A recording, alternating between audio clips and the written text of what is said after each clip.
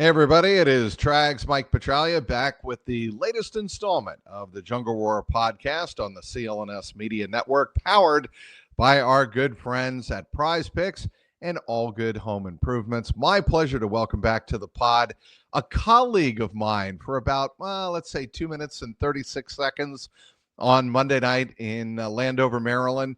The Bengals and Commanders preseason game number 2 was, of course, on Channel 5. That would be WLWT. And he, of course, is Charlie Clifford. Charlie, thanks for having me on. We went bananas, didn't we? We did, and a special recognition to DC's finest, the Royal Port George Princess George. It's Princess George. Thank you. Those guys were fabulous. They ensured the most important part of the WLWT sports operation. Photographer Colin Porter got home in one piece because we were walking through a sea of Commanders fans there in the in the main concourse, and that was just a blast. So Colin, by the way, yes, Colin was not just walking, he was walking backwards, filming us walking forward. And anybody who has ever seen cameramen or photographers, ENGs back in the day, do their work, to do that, have a steady camera and walk backwards, I couldn't do it. It takes, Colin, tip of the cap to you. I'm literally an idiot in a suit, and you're a guy holding a banana and a microphone. Yes. That's what we did while he was holding a 40-pound camera shuffling backwards for 3 straight minutes. That was Emmy stuff. You know what the Bengals couldn't hold last night? A tackler, a ball carrier. They couldn't hold a ball carrier. They couldn't catch a ball carrier. It was all runs on Monday night. But all kidding aside, I wrote this for CLNSCincy.com. To me, the reason you're not concerned about the Bengals defense, and Zac Taylor was not concerned. He loves the way he used the word, I love this defense where we are right now. The reason he probably does is he's got a couple of veterans on that defense that just didn't give effort in a preseason game. To me, the point of attack was what caused those gashing runs on Monday night. 4 plays on the first drive by Jaden Daniels of Washington. His only drive of the night. 4 runs, he didn't throw the ball, and 74 yards, and including a 40-yarder by Chris Rodriguez. I just don't think the Bengals defense had any interest in really being on that field on Monday night. If you're Zac Taylor, you can't sound an alarm bell in the preseason, right? I mean, we expected to hear what he said, especially coming off last year. If there was a wow, that was embarrassing. Wow, what were we doing? You know, if he's saying that, then you know what the headlines, instead of you writing the headlines, just Taylor : says this is unacceptable. So I understand that part of it. I understand him saying, referring to the game plan as close to the vest. We translate that to base defense. There's no exotic packages or whatever. But what you said is, that's what's happening right now. Much like last year, much like what you saw developing in the 2023 season, up front, they're getting moved. And then you have issues in the gaps. You mentioned the big run by Rodriguez. It looked like Knight Jr., who, again, hasn't looked like a rookie, but he reminded us last night that he is a rookie. Gets in the wrong gap. Him and Jordan Battle are essentially shoulder to shoulder. There's nobody up the middle, and there you go for 45 yards. The Jordan Battle, Tyson Anderson, screenshot of 3 guys. Jaden Daniels is at the 10. How on earth does that quarterback make it in the end zone, let alone not end up on his backside at any point during the play? I don't know if that was a situation on a touchdown run where they were all thinking, surely he's going to park it and slide down here at the 3 or the 4. Right. It's the preseason. And, oh, wait, he didn't. He kind of got us there. And, but either way, it's just, as you said, for a defense that's trying to prove to itself that, hey, we can be something. We can believe in ourselves. They've done none of that through 2 preseason games. And the third preseason game, the song and dance is. You're not putting anyone out there who's going to be in Cleveland. So it's over. You whiffed twice.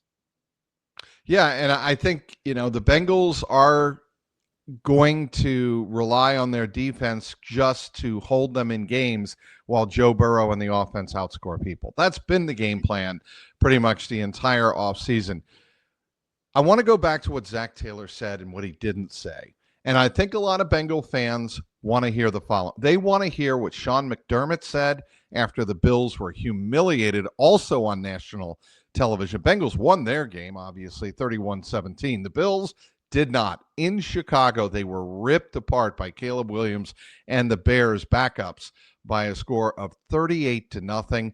And Sean McDermott says, I don't care if it's the first team, second team, third team, fourth team, that was not our standard. You know full well if that happened to a John Harbaugh team or a Mike Tomlin team, the messaging would be different. But Zac Taylor, and to his credit, he has been consistent his entire tenure here in Cincinnati. He's not going to go ripping his players. He's not going to go off emotional. He's going to do things, and he's going to find ways to motivate his team the way he sees fit. Yeah, and, that's not, as you said, especially applies with the preseason. I would expect that to continue. If it's bumpy early in the year, you're going to hear a lot of, hey, new coordinator, new system. We got rookies here. We got Trey, right back in the mix late in the game.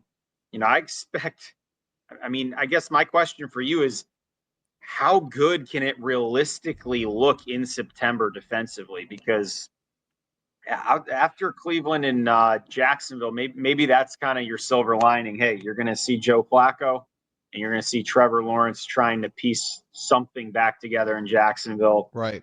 Maybe they catch a break there out of the gate, because it's quickly going to change with what O'Connell's doing in Minnesota, with what Bo Nix has already shown with Peyton and Denver, and then Detroit, Green Bay in there. Like, this is going to get pretty real pretty quick from a quarterbacking standpoint after those first two games.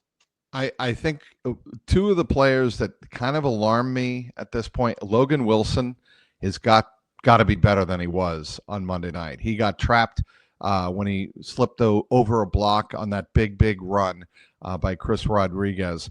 And then I think the safety play has to be better, both run stopping in the run support and obviously defending the pass. We didn't see that much because we only saw one pass against the first team defense on Monday night. But still, those are the two areas where if they pick up their level of play, and you get Trey Hendrickson back, you get BJ Hill back, and he is healthy.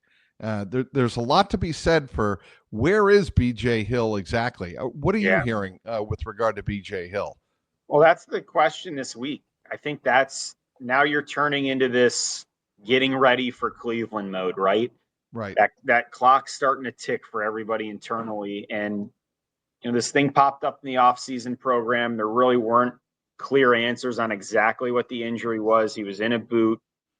And then, he started doing a little bit. All we've heard is, hey, we know who BJ Hill is. As long as he's good for week one, we're not concerned about which boxes he checks. But you're right. From a conditioning standpoint, those boxes now need to be hit in order to be on the field and be productive for, good portions of the time. They have the luxury of having a rotation there with Jackson, Jenkins, Slayton. We'll see what happens with guys like Howard Cross, but I'm with you. I think this week those questions will need to be asked, and clear answers on where Hill's at here with 19 days to go ahead of September 7th. Speaking with Charlie Clifford of WLWT in Cincinnati, the game on Monday night was on Channel 5, and Charlie Clifford and yours truly were both there in attendance. And we want to move on now, as I check my notes, to the other big story. Well, first of all, your thoughts real quick, 30 seconds, Trey Hendrickson, go. Thought Burrow said everything we've thought since that trade request was granted in March. This is going to be a September headline. This is going to be a September, signature. I think this is going to go right up until, late in that week leading up to Cleveland. And that's in the good case, that's best case scenario. If they needed any reminder of who needs to be out there with this defense, I think the first 2 preseason games told you everything you needed to see. Yeah, and I am of the belief, until I'm proven otherwise, they want Trey Hendrickson back. Trey Hendrickson wants to be back, ideally, on a team that he sees as a Super Bowl contender if the defense plays up to a better standard than it has in the first 2 preseason games. I think Trey Hendrickson's deal gets done, but we'll wait and see.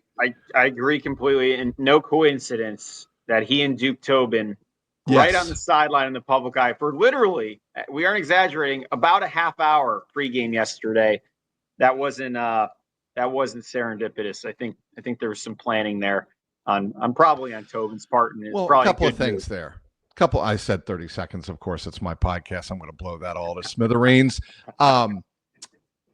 Trey Hendrickson does not make that trip with the team after that story broke on Sunday morning about the Bengals listening to trade offers again, unless there's still a professional relationship that exists between the player and the team. And I think it's important for people to understand that this is all part of the negotiating dynamic, if you will, in the National Football League. This is how it gets, and it's particularly part of the dynamic with the Cincinnati Bengals. All right, are going to move on here and talk about the another big storyline, and that's offensive guard, namely the right guard position. Here's what we know right now. Cody Ford apparently is dealing with some unspecified injury that has him dinged up, and he was not available on Monday night. Lucas Patrick got beat once on Monday night and was running around along with a couple of other offensive linemen when Joe Burrow got sacked back at the 1-yard line. He came out of the game. He then went back into the game, but cameras caught him holding his chest, shoulder area. So we believe he's dinged up. That's what Zac Taylor said after the game.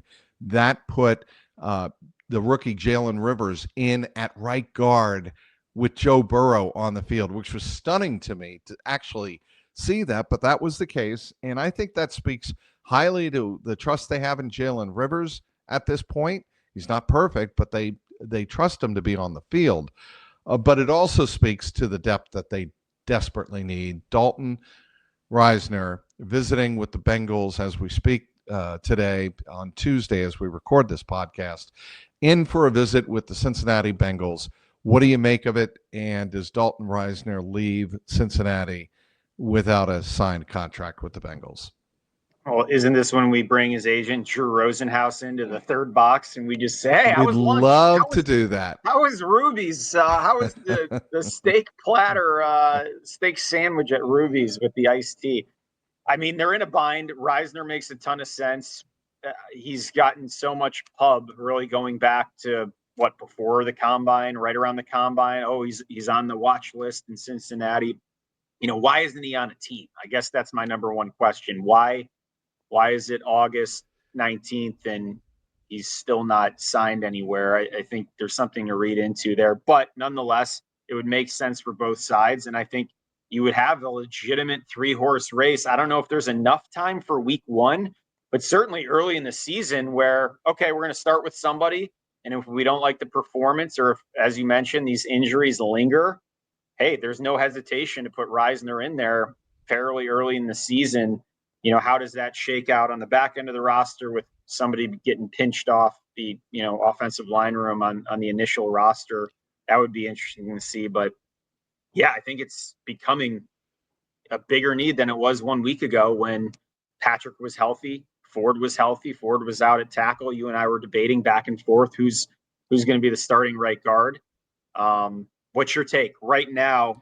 Let's pencil in health not being an issue for Ford and for Patrick, and let's assume Risner's visit goes well and he shows up here. Who do you think is out there in Cleveland? If Cody Ford is healthy, Cody Ford. Yeah, I think Cody Ford has looked the most stable at that job when he was given it at the start of training camp, and also during OTAs and minicamp. I thought Cody Ford, looked the most trustworthy.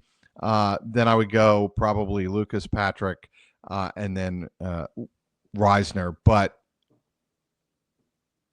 Patrick has not looked good. And I got to tell you, Charlie, I know Joe Burrow after the game said that we'll make the best of whoever's out there. I don't know if that line from Burrow caught your attention. It caught mine. It did now.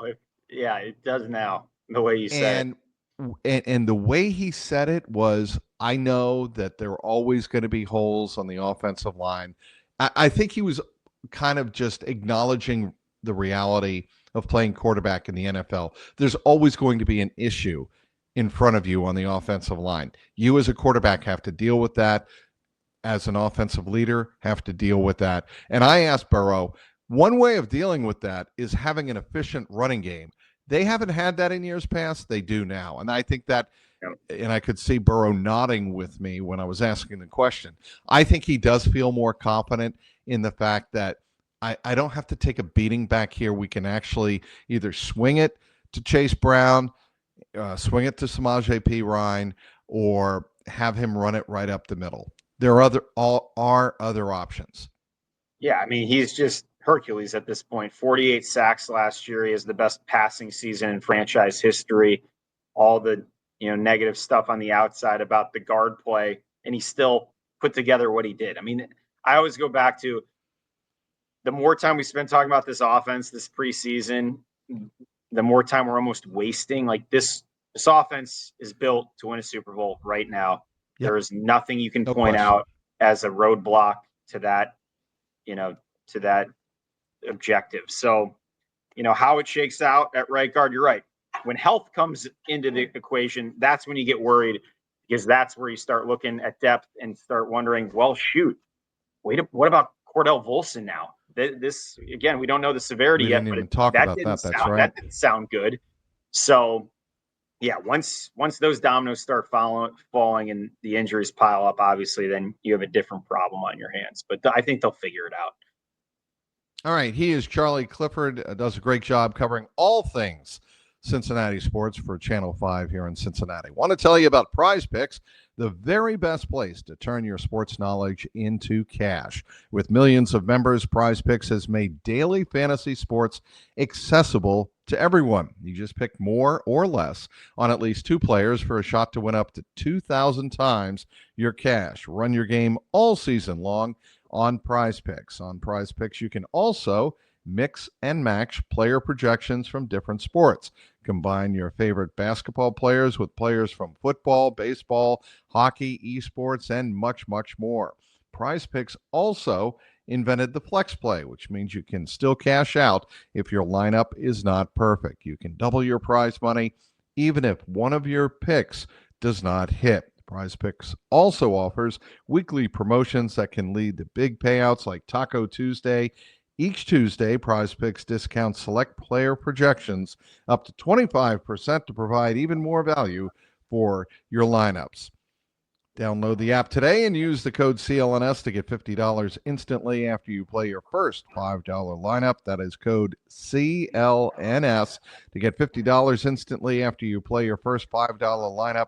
Prize Picks, run your game. Back with Charlie Clifford of Channel 5 here in Cincinnati. All right.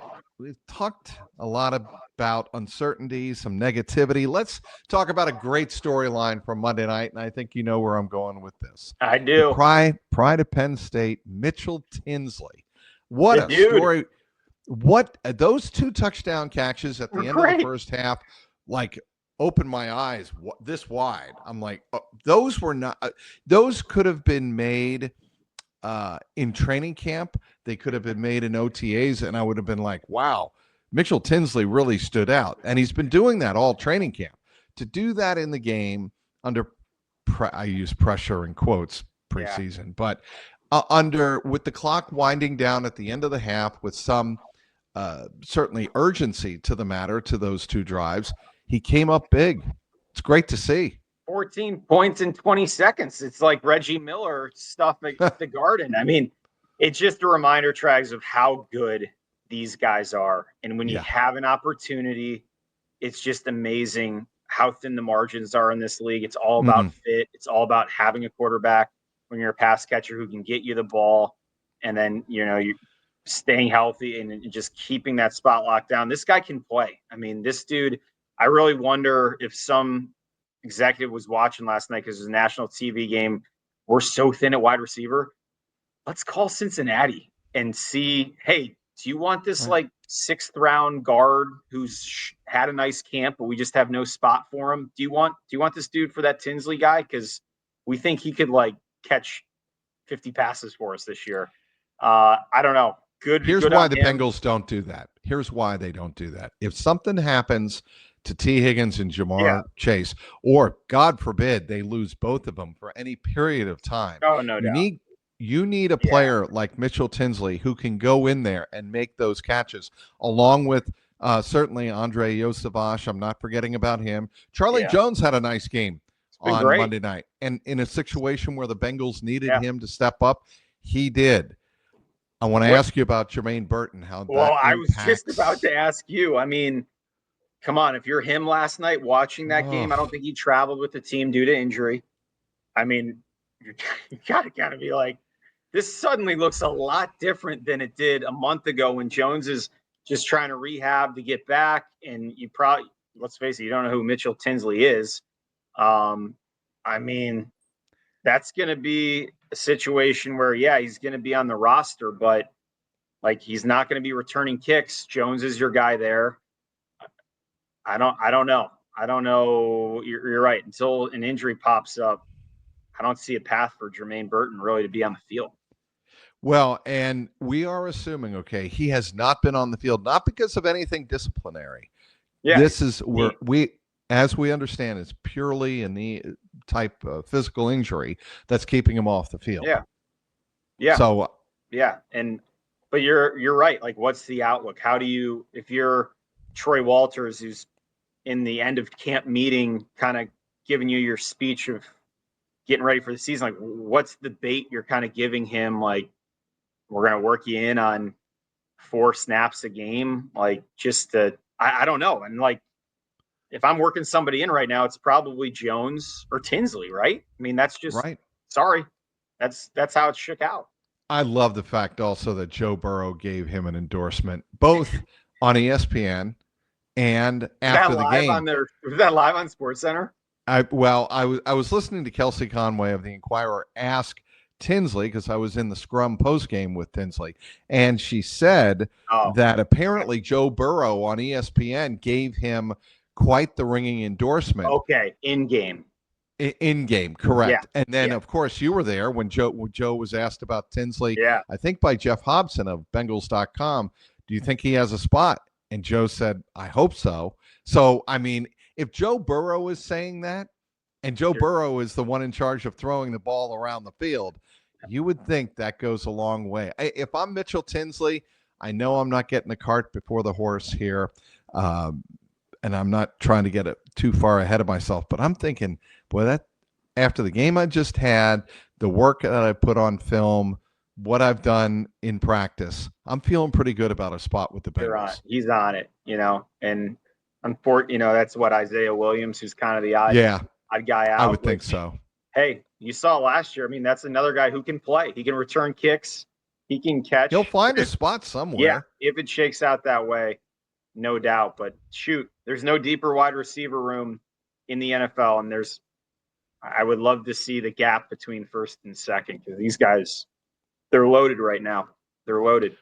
Speaking with Charlie Clifford of Channel 5 here in Cincinnati. I want to tell you about All Good Home Improvement. All Good has been helping homeowners for 32 years. When looking for a home improvement company, the number one quality that the lovely Deborah Ann and I were looking for when looking for a new roof was trust. Who could we trust to do the job, do it safely, do it completely, and at a good cost? For the last 32 years, All Good has been trusted to help homeowners replace their windows, install new vinyl siding, install new gutters, and professionally install a new roof. All Good offers interest-free financing with payments starting at just $99 a month. And here's another kicker. no money down. All of All Goods products are professionally installed and backed, of course, by both a material and labor warranty. The schedule a free in-home consultation, and for more details, call 513-247-2900. That's 513-247-2900. Or as always, you can go to myallgoodhome.com. There we go. I want to make sure I get the read right for Ed Grant and those great folks at My All Good Home Improvement. All right.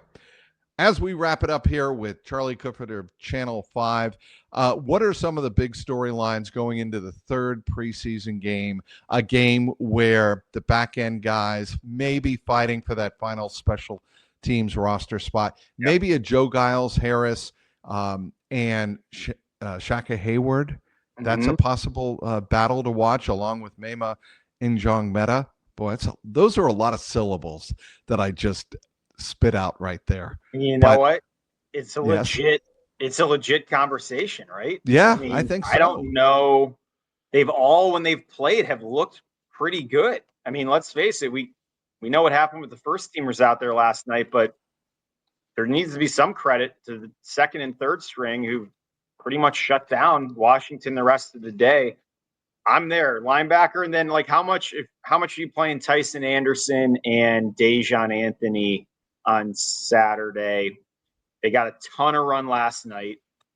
I don't think a lot. I don't think Tyson Anderson sees the field. Yeah, just because he's so important on teams. Well, that, and if Geno Stone goes down or is not ready fully to start the season, I think Tyson. And how did you think Tyson Anderson looked on Monday night? Well, he got a gift. I mean, he ran to right field and caught the pop-up, which, hey, that's what you have to do. You did what you needed to do. I mean, it's a great way of putting it. We've seen some Reds have some issues with some of those plays this year. So Tyson did not. I don't know. I mean, he's so easy to root for. The guy coming off the injury. I mean, you remember when he got hurt in San Fran in 23 the guy was just the special teams ace. And of course, you have to be thinking in the back of your mind, when am I going to get a chance to play defense? And he's right there. As you said, he's one play away now. So I don't know. I mean, there's no track record there. Same thing with Anthony. Has he popped at any point at camp? Probably not, with Anthony, but at least he's out there. At least they're getting some run. So that was kind of my big. And then how about your long snapper decision? Are we going to get one before Indy? Are they just going to say, hey, Cal's done enough? I don't think now. I haven't looked at it. Yeah, sorry to interrupt you, but I haven't looked at it like Darren Simmons, special teams coordinator, has looked at it, of course. But barring anything falling off the cliff or anything that he has seen that has been egregious so far in the two preseason games, I think he's going to stay with Cal Adamitis. I just do. William Wagner, I think, was brought in, the classic case of this guy's competing for your spot, Cal. Yep. Make no bones about that. Yep. And I think Cal has responded probably in a way that Darren was like, okay, you learn your lesson, if you want to put it that way. But certainly maybe that sparks a more consistent play from the entire special teams, from the operational unit of Cal Adamitis. Obviously Ryan Rico, who had another beautiful coffin corner punt last night, and Evan McPherson, who hit the 54-yarder late in the game, which is everything counts. Everything counts. What would you do at quarterback? Ritter and the kid from Auburn? Browning Saturday? Why is Browning needed? I would think, I would think that is absolutely the way it would be. You don't want to endanger either one of those two. If something happens to Joe, you want to make sure that Jake is ready to go. Peyton Thorne. Yep. Peyton Thorne and Desmond Ritter. I think you're going to see a lot of them definitely see those two on Saturday and call it a day. There we go. I'm ready. Anything else on your mind? This is the shortest week of the season, Monday to Saturday. I'm not complaining about this. This is great. Charlie. Let's do games every 4 days. It's great. And it's a 1:00 game. Yeah, it might be a little bit warm and toasty on the turf. on Saturday afternoon against the Colts. Lou Anarumo's return to Paycor, by the way. Interesting. Going to chat him up? Of course. I plan to really enjoyed those midweek convos, as I know you did. Yeah, I learned a lot from Lou. I actually really learned a lot from Lou. Yeah, it makes two of us. Love his temperament. And I know he's missed inside the building, but I'm just going to say this. They had to go in a different direction, and sometimes the message needs to change, and I think Al Golden has done that. The 2 preseason game first halves aside, throw those 2 things out. I think the Bengals have been happy with the way Golden has set up the defense and the culture and what he's trying to do on defense. So we'll see.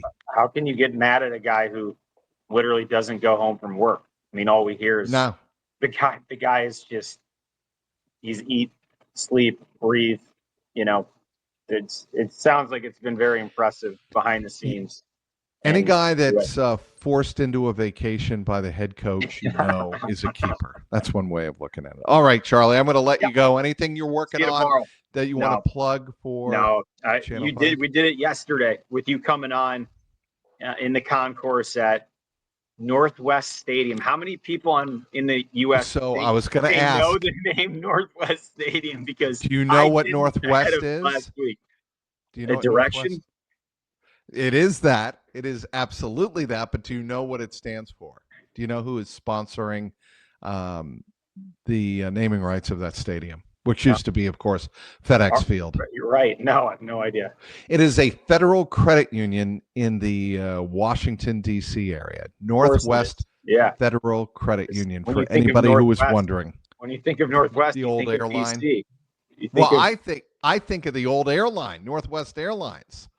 That's what I thought. You were flying back when jet engines were just still an idea in the sky, weren't you? Yeah. Okay. Put your goggles on. Put your leather cap on. Hey, all right. It's going. Got to get to practice. Age jokes. You can't get enough of them. All right, Charlie. I'll let you go. Thanks, Charlie Clifford does a great job covering all things Cincinnati sports for WLWT. Be sure to follow him there and WLWT.com. My name is Mike Petralia, Trags. Want to thank our sponsors. Of course, that would be All Good Home Improvements and Prize Picks, and of course, the great team at CLNS Media. Until next time, keep that jungle roaring.